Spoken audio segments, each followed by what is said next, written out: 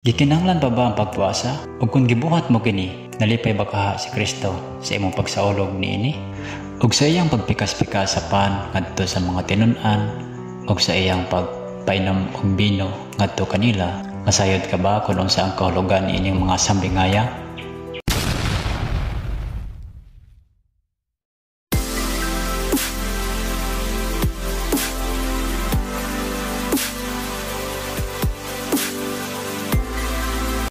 Hello mga igsoon, ko Dali Kristo, mayong adlaw kaninyong tanan.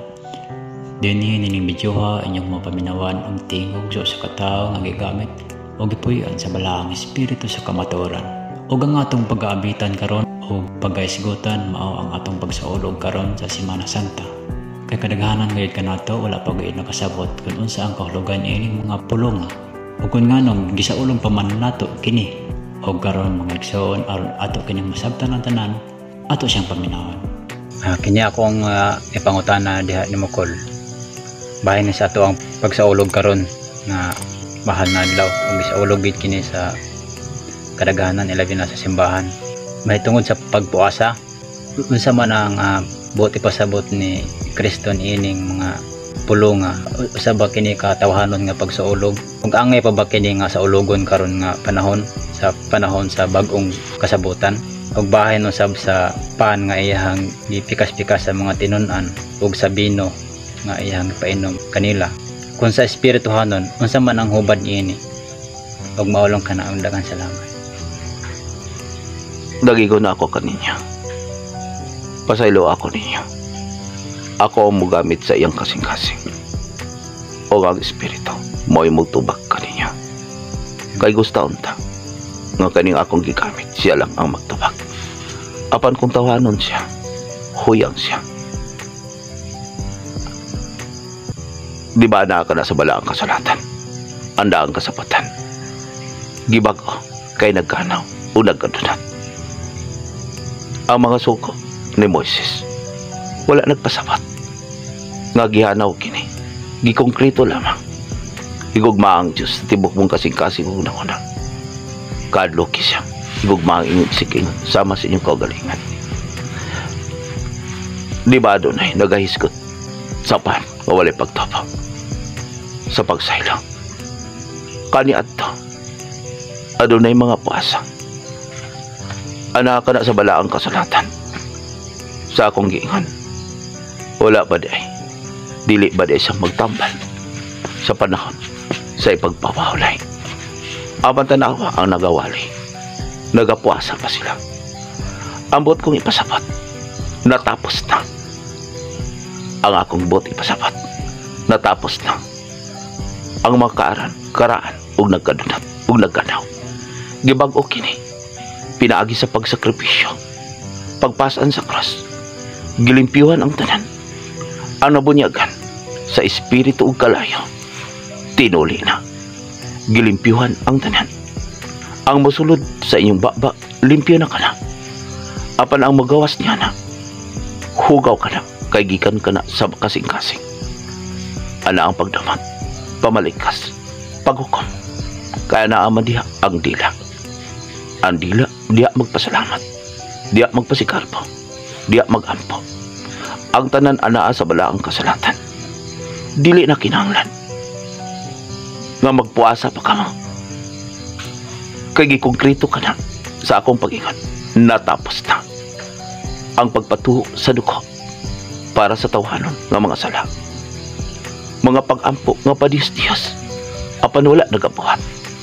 Karon mga anak, daghan ang nagpadiyos-diyos, nagasakripisyo, nagapuasa, apan nimbalik sa ilang mga sala, pagkahuman o paghinulsal. Anak ka na sa balaang kasulatan. Ako ka nang gisulti kaninyo. Ayaw na kamo pagbalik. Ayaw kamo paglingi kung magdaro kamo. Di ba? Nabanaw na. Natapos ng tanan. Di ba anak ka na? Ningon ako sa mga tao. Ayaw ko niyo hilaki. Hilaki hino ninyo ang inyong kaugalingan. Ang bot ko ipasapat. Kuhain ninyo ang inyong mga sa dihang makakita kamo nga gilansang ako sa cross. sa dihang magsaulog ka mo sa kasulogan, sa dihang makadungog ka mo sa po nga nakapabalaan kaninyo. Magunsa man nga kanunay ka mong nagpuasa, apan nibalik ka mo sa inyong mga sa gisuka na sayro ang sinuka kanon pabaday kini ninyo mga anak. Ambot kong ipasapot ang tanan giluwas ka mo pinaagi sa inyong mga sa sulod sa pipila katuig lamang. Ana ka na sa balaang kasulatan, apan inig abot sa panahon mubalik ako kay nahiusa ang espiritu sa pag-ingon ko natapos na. Dili na kinahanglan nga magpuasa pa kamo. Pagpuasa lang kamo sa inyong mga sa og ayaw kamo pagbalik kay nagsigi lang kamo og sugot, apan wala gyud kamo natulin sa inyong gigikanan. Ambot kong ipasabot kung aduna kamoy sala pagkasama ang kinaiya sa bata, apan kung wala kamo pagmaugdang kamo, ana ka na tanan sa balaang kasulatan. Tanawa ka ron daga nagpakiriingnan nga maugdang sila balaan og silutian, apan tanawa ang ilang binuhatan. Ana usab ka na sa balaang kasulatan, susihon ninyo inyong panitan ang nagsulti nga sila balaan.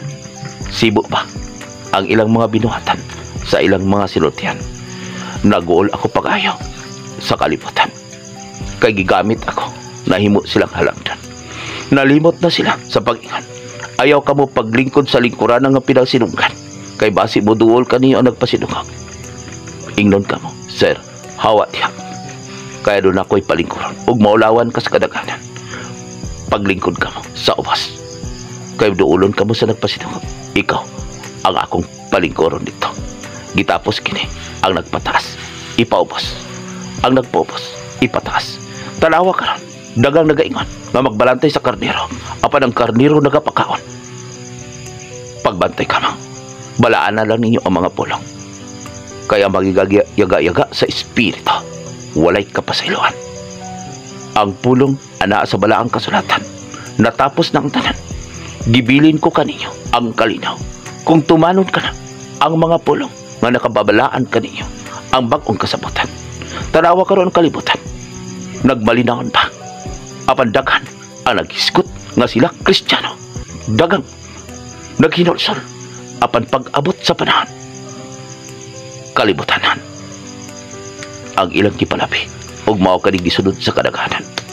Ana kada sa balaang kasulatan, nagatuan sila, gituis nila kini ug nagbuhat sila mga sugilanon gawas sa balaang kasulatan. Anak, pagbalaan na kayo, balaan na ninyo ang mga po kay mao kani nagpamatuhan nga kamo tinuod nga Kristohanan, nagatuman sa suko sa balaan sa mga apostoles nga gibuhat nga bihag ug padag-ingnan kaninyo. Magunsa man nga kanunay kamo nagbuhat og seremonyas, apan nagpatas sa kaugalingan, nagahukom ngadto sa uban. Dili mabuhi ang tao sa pan lamang, dili usab mabuhi sa pulong kung wala niya gibuhat ang iyang pinulungan. Inumdumi niyo pag-aya. Usa lang kini, kapag handom ka na ako, busa kung naghandom ka mo, banhawa ko ninyo, pinaagi sa pagbuhat sa akong balaod, nga mao'y makapabalaan ka ninyo. Ana ka na, ginasuhat o ginasulti ka na, pinaagi sa espiritu. Tama ba ka?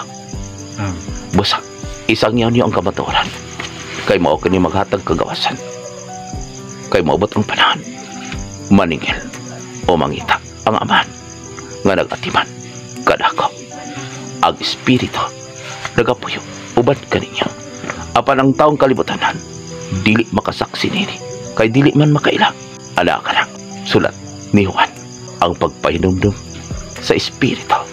Adasap sa John 16. Ipabasa ka na nila. Kung magbabasa sila, salamat kaninyo. Pagpaubos lang kamo, pagpasay lang. Kaya ang pulang mao'y maghukom, dili ang tao.